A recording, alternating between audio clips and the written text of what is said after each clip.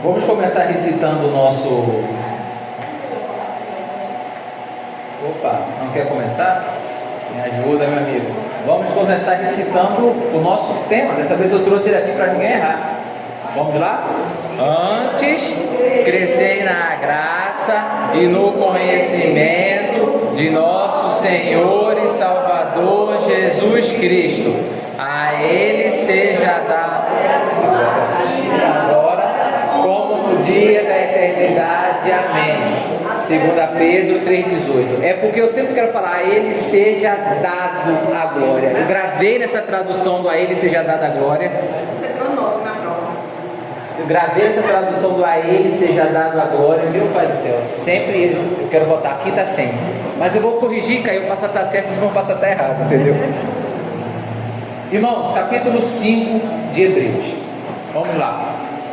O capítulo 5 ele vai iniciar um assunto, que é o assunto que, ao meu ver, é o coração de Hebreus.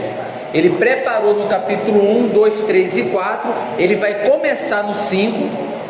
O 6 é um parênteses que ele faz e ele conclui no 7.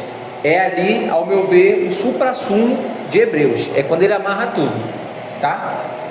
Então, a aula de hoje, a de amanhã e a próxima talvez sejam as aulas mais importantes sobre o livro de Hebreus. Não estou menosprezando o resto do livro não, mas pelo menos dentro do que eu entendo de Hebreus, ali está o miolo. E tem alguns livros que são assim, por exemplo, o livro de Lamentações de Jeremias, salvo engano, esse livro tem 5 capítulos. Esse livro é um grande poema. Cada capítulo tem 22 versículos. O primeiro tem 22, o segundo tem 22, todos têm 22, porque é um versículo para cada letra do alfabeto. Em hebraico ele foi escrito assim: o primeiro versículo é com Aleph, o segundo é com Bet, o terceiro é com Gimel, o Dalet, e vai indo. Em português a gente perde isso. E aí é uma figura de linguagem que eles usam ali chamado quiasmo, que o que ele fala no primeiro, ele fala no último. O que ele fala no segundo, ele fala no quarto. E o meio, esse daqui que não tem repetério, é o mais importante. Então a gente, quando lê uma história, pensa que a parte mais importante está no final. Mas existem algumas figuras de linguagem que o povo hebreu usava, como essa, o quiasmo, que a parte mais importante não está no final, está no meio. Então quando você lê Lamentações de Jeremias, o auge dele está no meio, não está no final. E depois do começo você fala, parece que ele está repetindo, mas é porque é um joguinho. Então às vezes precisa entender esse tipo de coisa para a gente pescar. Não é o caso de Hebreus não, tá? Não é o caso de Hebreus não. Mas muito importante, não evitem faltar se possível na aula de hoje, na de semana que vem e na próxima, Hebreus 5, 6 e 7. Provavelmente depois disso talvez a gente consiga até colocar mais de um capítulo por aula. Mas vamos lá. Recapitulação. Capítulo 1, Cristo é superior aos anjos. Capítulo 2, Cristo se torna um homem para nos salvar. Capítulo 3, Cristo é superior a Moisés e nos exige fidelidade. Capítulo 4, Cristo nos conduz ao descanso e nos dá acesso a Deus. A gente viu isso semana passada. E capítulo 5, Cristo é o sumo sacerdote perfeito que nos representa diante de Deus. O final do capítulo 4, ele já inicia essa ideia. Tanto é que no final desse capítulo de hoje, o finalzinho dele não está no capítulo de hoje, está no de amanhã, na próxima semana, no final do capítulo 6, no início do capítulo 6. Então, o capítulo 4 termina como? Temos um grande sumo sacerdote. Ele termina assim. O capítulo 5 começa explicando o que é um sumo sacerdote e por que Jesus cumpre isso perfeitamente. Pode falar, irmão. Mas de repente a irmã fala que às vezes uma coisa que vem aí ajuda. Então vamos aguardar, pode falar, gente. Me senti agora igual o professor da escola, quando você comenta e o professor fale para todo mundo, e você, não, o professor não é nada, só estava pedindo uma borracha aqui. Eu me senti até mal agora, mas... Então, o capítulo 4, ele faz um convite para que a gente se aproxime do Senhor, e o capítulo 5 vai explicar como isso é possível. E isso é possível através do sacerdócio de Cristo. Cristo como sacerdote é o top dos tops. A figura do sacerdote era a figura central de praticamente todas as religiões. Não vou dizer que todas, mas de praticamente todas as religiões tem a figura do sacerdote, que é aquela pessoa que vai fazer o elo entre você e o divino, que vai te ligar a quem está lá em cima. Você, mero mortal, não tem acesso aos deuses, aos seres superiores, mas há alguém que tem esse acesso. Sempre há um médium, alguém que é mais elevado e que tem essa característica. Eu estou com raiva porque eu esqueci o nome, mais ou menos ali, vou errar a informação, mas ali pelo século 4, 5, 6, 7, início da Igreja Católica, houve um grupo que eles não eram a favor da Igreja Católica e que eles consideravam que haviam dois tipos de pessoas. Depois eu vou achar a informação certinho, eu estava lendo isso essa semana e eu posto para os irmãos. E eles consideravam que tinham dois tipos de pessoas, os espirituais e um outro grupo lá. Todo ser humano era dividido em dois grupos de pessoas, me fugiram o nome. Um desses grupos eram pessoas ligadas à matéria, o outro era ligado ao espírito. Então quem era ligado ao espírito conseguia se conectar com as coisas espirituais, quem era ligado à matéria não. Então quem conseguia essa conexão com o espiritual tinha o dever de ensinar aos outros. Então você chegava lá, se você não fosse uma pessoa espiritual, tinha nome lá, tem um espiritual e tinha outro nome lá. Se você for essa pessoa que é ligada à matéria, você apagadão, você precisa de alguém espiritual para te trazer aquilo ali, que é algo que você nasce. Eles tinham essa visão, eles não eram católicos, mas eles tinham essa visão daí, que não é uma visão evangélica, mas parece um pouquinho com um pouco da visão católica, com a função do padre como sacerdote. Na Igreja Católica, já falei, repito, o padre ele é sacerdote. O padre é sacerdote de Deus, porque ele faz o meio campo entre Deus e você. Você não pode ir a Deus, você tem que passar pelo padre, porque eles entendem que Deus deu essa autoridade à igreja. A igreja tem essa autoridade. Então quando você peca, quem perdoa os pecados? Deus. Mas no entendimento católico, Deus deu essa autoridade para a igreja. Deus deu esse poder para Pedro, que seria o primeiro papa, e ele passou isso adiante para quem tem as suas, quem foi outorgado, nomeado por ele. Então o padre é quem teria a autoridade dada por Deus para liberar o perdão do pecado. Quando o católico peca, ele se arrepende, pede perdão a Deus, mas ele precisa ir até um padre e pedir perdão. Ele confessa para o padre e o padre fala: você está perdoado. E aí aquele católico recebe perdão. Sem padre não há perdão. Mas tem que rezar as Ave Maria. Isso, as Ave Marias que você reza não é para alcançar o perdão. É a penitência. Quando você comete um pecado, no entendimento católico, você agora vai ter que pagar pelo seu pecado. Você está perdoado, mas um pecado traz consequências. E essas consequências você vai pagar aqui ou depois que morrer. Se deixar para pagar depois que morrer, purgatório. Então você paga a penitência aqui. Então você reza Ave Maria, Rosário, são penitências. Então, sem padre não há perdão de pecados. Se você não for até o padre, não há perdão de pecado. Qual o entendimento evangélico e da Igreja Batista? Que todos nós somos sacerdotes. Então, na Igreja Evangélica, em especial na Igreja Batista, todos somos sacerdotes. O pastor Anderson é sacerdote, mas a irmã é tanto sacerdote quanto o pastor Anderson, quanto eu. Não existe classes de pessoas que estão mais próximas de Deus. Isso é muito diferente do catolicismo e de outras religiões, onde você vai ter um sacerdote que faz o meio termo. No tempo da antiga aliança, era justamente assim. Você precisava de um sacerdote para fazer o meio termo entre você e Deus. Só quem podia se aproximar era o sacerdote. Os sacerdotes eram da tribo de Arão, eles se aproximavam das coisas santas. E dentre os sacerdotes havia o principal dos sacerdotes, ou o sumo sacerdote, ou o arqui-sacerdote, Você tem anjo e arcanjo, que é o mais importante, ao inimigo e ao arqui-inimigo, que é o pior dos inimigos, Tem o sacerdote e o sumo sacerdote, o mais importante, ele é o chefe. Hebreus 5, do 1 ao 4, porque todo o sumo sacerdote da antiga aliança, tomados dentre os homens, é constituído a favor dos homens nas coisas concernentes a Deus, para que ofereça dons e sacrifícios pelo pecado. Ou seja, todos os sumos sacerdotes, primeiro, eles eram escolhidos dentre os homens. Não era pessoa que se voluntariava para ser sacerdote, ele era escolhido por Deus.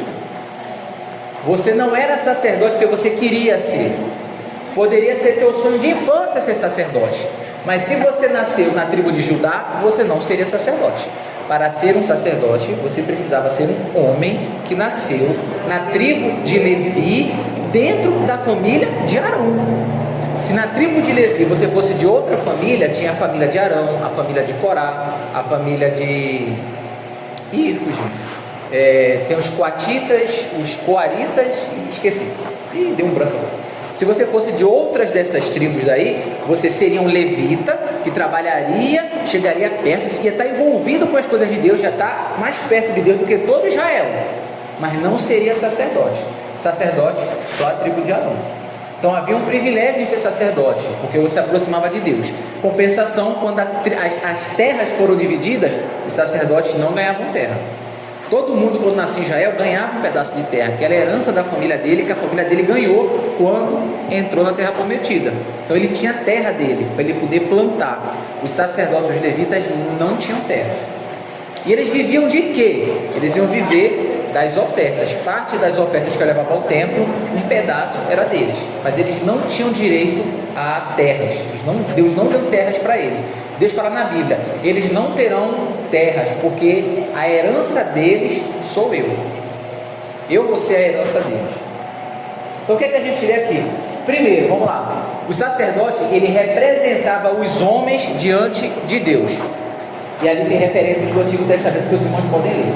Então o homem não ia direto a Deus. Deus é santo, você é pecador. Você não pode ir direto a Ele. Você precisa de alguém para te representar. Vai ser o seu representante legal diante de Deus. Era o sacerdote. O sacerdote, ele oferece sacrifícios pelos pecados. Ele é constituído em favor dos homens nas coisas concernentes a Deus. Então a função dele era oferecer. Você pecou, fez besteira? Espera aí que eu vou resolver. Deus, olha, fez besteira, tem misericórdia. E ele pegava um animal.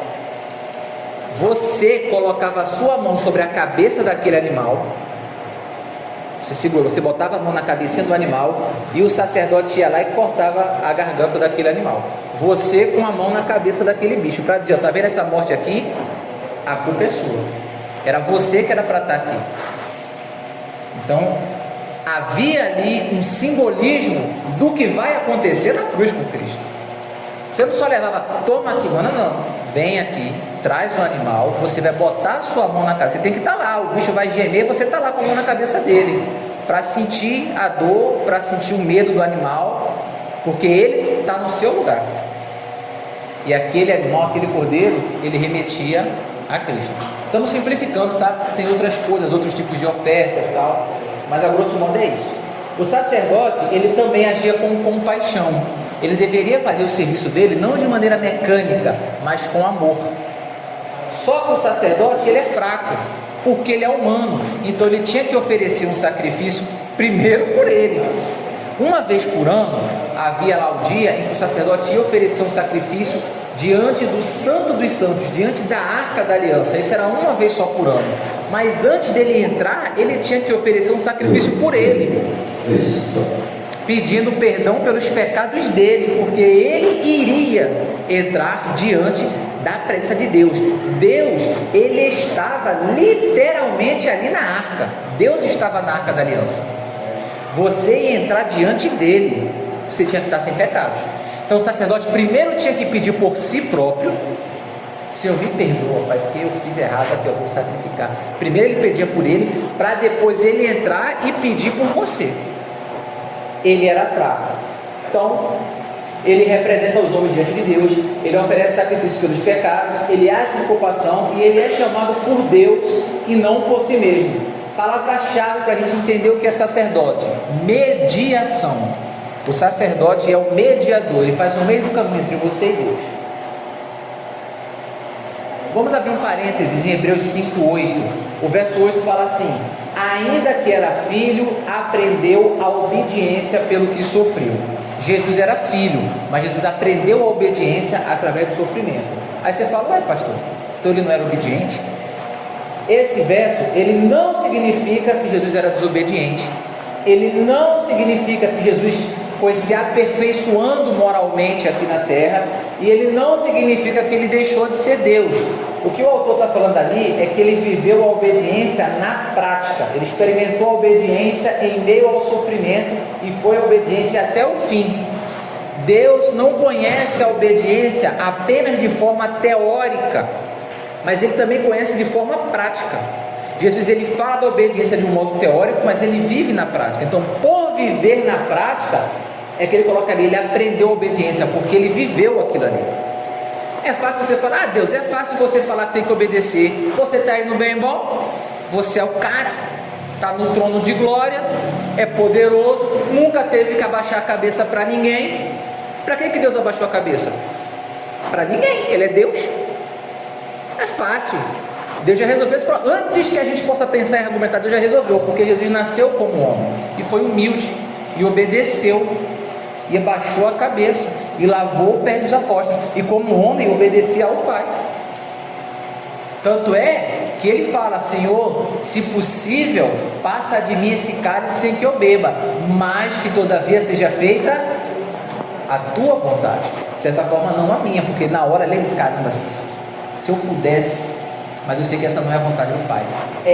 Ele aprendeu, entre muitas aspas, a obediência, ele demonstrou ali na prática, tá? Então esse texto não está dizendo que ele aprendeu como a gente aprende.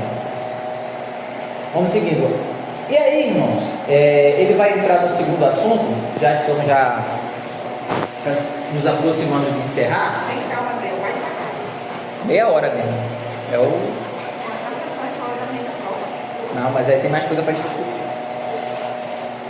Mas está dentro do que a gente combinou, porque o que ele está explicando que Jesus é sacerdote e tal, mas ele vai desenvolver isso legal um pouquinho mais para frente, no capítulo 6, no capítulo 7 é que ele vai desenvolver o sacerdócio de Cristo. O meu já passou. Eu queria ouvir. Já passou? Já. Diga. Eu queria, mas pode ser para depois me explicar depois. Vamos lá. Quem era Melquisedeque? Quem era Melquisedeque? Está ótimo. Ele vai falar isso nesse capítulo, e ele vai falar um detalhe interessante. Ele vai falar assim, eu queria que vocês entendessem, mas vocês não estão. Aí ele faz um balão no capítulo 6, e no 7 ele começa a explicar a relação do Melquisedeque com Jesus. Mas a grosso modo, quem foi Melquisedeque? Melquisedeque, num dado momento, Abraão entra em guerra com o pessoal, e aí depois que ele sai dessa guerra, aparece um rapaz chamado Melquisedeque. Ele é um rei. Ele é um rei de uma cidade chamada Salém. O nome Melquisedeque significa rei de justiça. Meler é rei e Tzadak é justiça. Melquisedeque é rei de justiça. E Salém quer dizer paz. Então o nome dele era rei de justiça e era rei de uma cidade chamada Paz. Ele era rei de justiça e rei da paz. E aí esse rapaz, a Bíblia fala que ele era rei, mas ele era um sacerdote de Deus. Então ele era sacerdote de Deus e era rei de justiça e rei de paz. E aí ele se encontra com Abraão, e Abraão entrega o dízimo para esse sacerdote. E Melquisedeque volta para a terrinha dele, e Abraão vai viver a vida dele. Da onde Melquisedeque veio? Ele não era descendente de Abraão. Da onde ele saiu? Para onde ele foi? Ninguém sabe de onde ele veio. Por que Abraão deu o dízimo para ele? E ele abençoou Abraão. Se ele abençoa, de certa forma, ele é superior a Abraão. Capítulo 7 vai falar sobre tudo isso. Essa é a cereja do bolo. Essa é a cereja do bolo. Mas já te adianto que ninguém sabe de onde ele saiu. A Bíblia fala, Melquisedeque é um que ninguém sabe de onde saiu. Tem gente que diz que Melquisedeque era Sem, o filho de Noé. Porque se você fizer as contas, o filho de Noé, Sem, viu lá nos 800 e poucos anos, ele estava vivo na época de Abraão. Se você fizer as contas, Sem ainda estava vivo na época de Abraão. Ele estava vivo. Foi contemporâneo de Abraão. Velhinho, mas estava vivo. Então tem quem diga que Melquisedeque era Sem. Só que a própria Bíblia em Hebreus fala, ninguém sabe de onde ele saiu. Aí Hebreus fala que ninguém sabe de onde ele saiu, mas tu sabe. Então dá licença, né? Se Hebreus está falando que ninguém sabe, como é que você vai dizer? Eu creio, você estava vivo na época? Estava, era Melquisedeque? Não era Melquisedeque, porque ninguém sabe quem Melquisedeque era, ninguém sabe, mas tu sabe, abençoado. Então, a gente não vai muito por esse caminho não. Então vamos lá. Do verso 11 ao verso 14, ele vai trazer uma advertência sobre a importância de nós termos maturidade espiritual. E por que ele vai falar isso? Porque o que ele vai trazer agora é um assunto mais profundo e muita gente não tem maturidade para entender. Vamos ler aqui, Hebreus 5, do 11 ao 14. E aí ele cita Melquisedeque, aí ele fala, do qual, ou seja, de Melquisedeque, nós temos muitas coisas que falar, coisas de difícil interpretação. Então o que eu vou falar agora é difícil. Porquanto vos fizestes negligentes para ouvir. O que eu vou falar agora é difícil de entender, mas não é porque é algo difícil, é porque vocês se fizeram negligentes para ouvir. Vocês são pessoas que não quiseram aprender a palavra de Deus. Não é que não tiveram acesso, tiveram conhecimento, mas não quiseram ouvir. Eu já ensinei para vocês e vocês taparam os ouvidos, não prestaram atenção. Entendeu? Não é que eles não tiveram acesso ao conhecimento, tiveram, mas se fizeram negligentes. Porque devendo já ser mestres pelo tempo, vocês já deveriam ser mestres. Pelo tempo que vocês têm de evangelho, pelo ensino que vocês já receberam, vocês deveriam ser mestres, mas vocês não são porque vocês não querem. Então ele está dando ali um puxão de orelha naquele pessoal que teve acesso à informação. É como um aluno que vai para uma escola, o professor está dando aula e o cara está desenhando, está mexendo no celular, ou na faculdade, vem que está na sala de aula, está lá embaixo conversando. Você teve acesso à informação e abriu mão disso. Aí está falando, vocês já deveriam ser mestres pelo tempo, mas ainda necessitam que vos torne a ensinar. Olha, que vos torne a ensinar. Estou ensinando de novo para vocês os primeiros rudimentos da palavra de Deus. Era para você ser mestre, eu estou tendo que te ensinar de novo a base, porque vocês não querem. E vos havendo feito tais, vocês se fizeram de tal forma que necessitam de leite e não de alimento sólido. Eu estou querendo aqui trazer uma picanha, entendeu? Uma alcatra aqui no ponto para vocês se alimentarem, mas estou tendo que dar leite, estou tendo que dar papinha para vocês. Era para vocês serem mestres, mas estou tendo que dar leite porque vocês negligenciaram a palavra de Deus. Porque qualquer que ainda se alimenta de leite não está experimentado na palavra, na justiça, porque é menino. Nós não podemos ser meninos espirituais. Temos que ser meninos sim no nosso coração, né? Com a maldade, com o perdão. Temos que ter a maldade de um menino, o perdão de um menino, esse tipo de coisa. Mas não podemos ser meninos espirituais.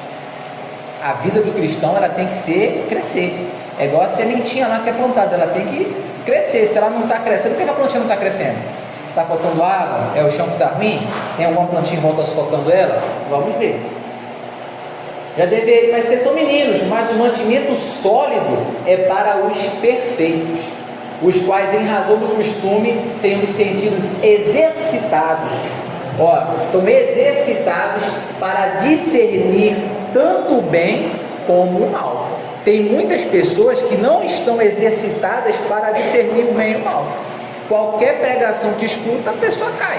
Qualquer vento de doutrina balança a pessoa. E a gente tem que estar firme no que a gente crê. A gente tem que estar alicerçado, alimento sólido. E ele fala, o que eu vou trazer agora é sólido, mas vocês não estão prontos para isso. Aí, irmão, um detalhe importante. Há algumas coisas na vida cristã que acontecem uma única vez. Só acontece uma vez na tua vida cristã. Por exemplo, e jamais precisam ser repetidas. Como a regeneração. Quando você se converte, Deus te regenera. E você agora é uma nova criatura. E isso só acontece uma vez. Deus não fica te regenerando. Porque agora que você é uma nova criatura, você é uma nova criatura. Não tem para que você ser uma nova criatura. Regeneração acontece uma vez só. A justificação, quando você recebe o Senhor, você é declarado justo. A justiça de Cristo na cruz, ela é imputada sobre você. Lembra? O que Cristo conquistou na cruz, Deus derrama sobre você. Você é declarado justo. Isso só acontece uma vez na vida do cristão, porque não precisa acontecer de novo. Uma vez declarado justo, você é justo. Você termina lá o seu ensino médio, você se formou, recebeu o seu diploma, você já está formado. Você pode até perder o seu diploma, mas você está formado. Não tem como se desformar. Entendeu? Faz bem o tipo. Porém, há outras coisas que demandam crescimento e progresso, como a santificação. A salvação, ela é um ato, mas a santificação, ela é um processo. Se bem que existem dois tipos de santificação. Tem uma santificação que é um ato, que é quando você é salvo, Deus te declara justo e você é santificado. Sem a santificação ninguém verá Deus. É dessa santificação que Deus te dá, que você agora é santo, ou seja, você agora é separado do mundo. Então você agora faz parte de alguém diferente, você agora é salvo, é filho de Deus. Essa separação é uma santificação, sem a qual ninguém verá Deus. Agora existe a santificação diária, que cabe a gente, ajudado pelo Espírito Santo, buscar se santificar. E foi mais ou menos o que a gente conversou na MCM, na vida ordinária, no dia a dia. A gente está buscando ser um crente de verdade, no nosso trabalho, na nossa escola, onde a gente estiver. A gente deu o exemplo. Se você é policial e é crente, e você é igual ao policial do mundo, então quer dizer que se não há diferença do policial não crente para o policial crente, quer dizer que Cristo não está fazendo diferença na vida do policial. Se você é um bombeiro cristão e você é igual ao bombeiro que não é cristão, Cristo não está fazendo diferença nenhuma. Se você é professor, se você é médico, se você é faxineiro, se você é gari, meu irmão, você trabalha quebrando pedra, mas se você quebra pedra igual a pessoa que não é cristã quebra pedra, você está dizendo que Cristo não faz diferença na sua vida, no seu quebrar de pedra. E não pode ser assim. Você tem que ser um quebrador de pedra diferente. Todas as profissões, toda a nossa ação, no trabalho, em casa, a gente como mãe, a gente como filho, como dono de casa, como dona de casa, varrendo ali, lavando o quintal, esfregando calcinha. O que a gente estiver fazendo, a gente precisa fazer como cristão. Se a nossa vida diária, se alguém de fora olha para você como crente e olha para você que não é crente e fala assim, não tem diferença nenhuma. Aí vem a pergunta, para que esse Deus? Não está vendo diferença nenhuma. Então essa santificação é algo que deve estar acontecendo, não acontece uma vez só. Outra coisa, a plenitude do Espírito Santo. Nós, quando aceitamos Jesus, nós recebemos o Espírito Santo de Deus.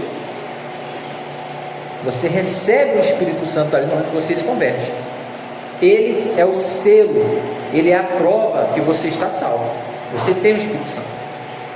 Mas agora você precisa desenvolver a plenitude do Espírito Santo. Você vai agora se enchendo cada vez mais do Espírito Santo. Tem crente, meu irmão, que é um galão lá de 20 litros cheio. Tem crente que está só úmido, está só ali, parece que fez aquele sabe, de passar roupa, borrifou ali, é isso que vai ter Espírito Santo. Está só na amostra grátis, só no refil.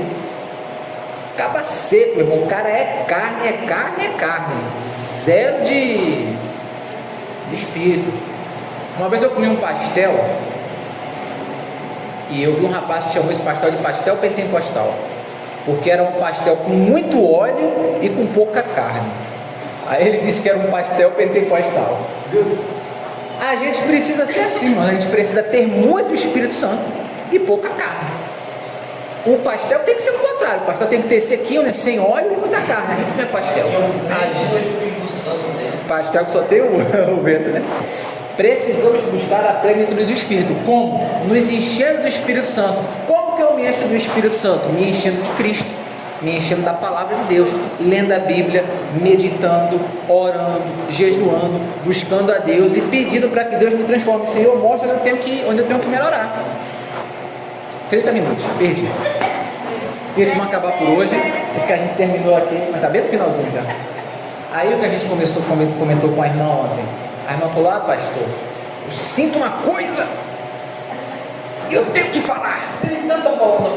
Aí a gente falou, irmão, vamos buscar Deus. Deus pode ajudar de duas formas. Todos nós passamos por isso. A gente sente alguma coisa e a gente quer, essa coisa quer tomar, quer virar uma ação. É o que a gente leu lá, né? Do pecado, da concupiscência, concebe do... E agora, hoje eu estou todo em branco, né? Os nossos desejos, eles concebem, somos atraídos e enganados pelos nossos desejos, que concebem o pecado, que dá luz à morte. A gente vem aquele negócio dentro e a gente quer fazer, seja aquele negócio de eu quero falar, eu quero bater, eu quero roubar, vem e a gente faz. Deus pode nos ajudar de duas formas. Ele pode nos ajudar a não externar isso, e aí vem aquele negócio, o Espírito Santo segura você, ele te dá ali e você fica em paz, e você apaga aquela natureza, ou ele pode tirar essa natureza de você. Tem uns que Deus tira, e a pessoa diz, rapaz, antes eu sentia, agora eu não sinto mais. Tem outros que Deus não tira. Por quê? Ninguém sabe. Conheço gente que fumava e quando se converteu, disse, parei de fumar, largou o cigarro na hora. Milagre. Conheço gente que parou de fumar e disse, vou parar de fumar, e foi uma luta para parar de fumar. Por que não é igual? Deus trabalha com cada um. Então pode ser que Deus tire isso do coração da irmã nem sentir mais, só não sentir nada. Milagre. Mas ele pode fazer um outro milagre poderoso do mesmo jeito, que é evitar que saia, que também é um milagre, segundo o que a irmã falou. Então às vezes Deus transforma a essência, às vezes não. Isso não faz a gente ser menos crente, mas é a forma de Deus. Tanto é que Paulo, ele pede, Senhor, eu tenho um espinho na carne, Senhor, eu tenho um espinho na carne, tira esse espinho da carne de mim. E Deus falou para Paulo assim, não vou tirar não, porque esse espinho serve para te mostrar que tu é pó. Às vezes é um espinho na carne, Senhor, tira essa vontade. Deus fala, vou tirar não, vai ficar aí, e tu vai ter que segurar essa vontade, vai trabalhar com ele, que é o teu espinho na carne, a vontade que você tem de falar. Não, o espinho não é a pessoa não, o espinho é a vontade, tá? O espinho não é a pessoa não, o espinho é a vontade. Todos nós temos essas lutas, né? Estou dizendo que a irmã falou das irmãs, mas todos temos as nossas lutas que Deus pode tirar ou não. Então, plenitude do Espírito Santo e maturidade cristã. Maturidade cristã é algo que é um processo. O crente que acaba de se converter é tão crente quanto o irmão, só que o irmão está mais na frente na caminhada, ou pelo menos deveria estar. E é o que ele está falando, vocês não estão caminhando. Então, maturidade cristã, plenitude do Espírito, santificação, são coisas que vão acontecendo e cabe a gente seguir. Você pode ter 20 anos de igreja e ser um crente maturo. A gente precisa buscar a maturidade cristã. Temos um sacerdote perfeito, por isso devemos crescer para viver à altura dessa verdade. Resumo, não falei que estava no final? Só passou porque estava travando o PowerPoint. Resumo, Hebreus 5 nos mostra que temos um sumo sacerdote perfeito, Jesus. Jesus nos representa diante de Deus, ele conhece nossas fraquezas e ele obedeceu plenamente, mesmo em meio ao sofrimento. Ele não apenas falou sobre obediência, mas a viveu até o fim. Ele não só falou, ele mostrou na prática. Diante disso, nossa resposta não pode ser de descuido ou de imaturidade. A gente não pode se descuidar. Somos chamados a nos aproximar de Deus com confiança, isso ele fala muito no capítulo 2, a crescer espiritualmente e a desenvolver uma fé firme, que se expressa como? Em obediência. Quando você obedece, é porque você realmente tem fé. Quando você é muito desobediente, é porque você não tem fé. É aquele, seu Deus está morto. Esqueci agora, acho que foi Zaratustra, na obra lá, assim falou Zaratustra, que desce da montanha e fala, seu Deus está morto. Porque ele olha a sociedade e fala, se seu Deus estivesse vivo, você não agiria desse jeito. Nós temos hoje em dia muitos cristãos, muita gente crente, que é nominal. mas na prática ele é um ateu. Eu sou um crente teórico, na prática eu sou ateu, porque eu digo que creio em Deus, mas eu vivo como se Deus não existisse. Porque se eu realmente acreditasse que Deus existisse, eu não faria isso. Porque o cara que não crê em Deus e faz, show, ele não acredita. Agora você crê que existe Deus, você crê que Cristo morreu na cruz, você crê que vai prestar contas diante dele, e tu está fazendo isso? Não pode, posso crer. Não posso crer. Você sabe que vai estar diante do Cordeiro, que vai olhar nos olhos dele naquele grande dia, e sabendo que tu vai fazer isso agora? Como é que tu vai explicar isso lá na frente? Então, se tu está fazendo isso, é porque ou você não acredita, entendeu? Ou você não está nem aí, você está desprezando. Então, é muito conflitante ver alguém que se diz certo de Deus e vive uma vida embananada no pecado. Não dá. Por isso precisamos seguir maturidade cristã, crescimento no espírito espiritual, busca da vida da santidade e a marca do cristão. Se você não tem isso, tem alguma coisa ali que está escondida. Diante disso, nossa resposta não pode ser de descuido ou imaturidade. Somos chamados a nos aproximar de Deus com confiança, a crescer espiritualmente e a desenvolver uma fé que se expressa em obediência. Se Cristo permaneceu fiel mesmo em meio à dor, então também somos chamados a permanecer firmes, confiando nele em todas as circunstâncias. E aí nós encerramos. Cadê o para casa?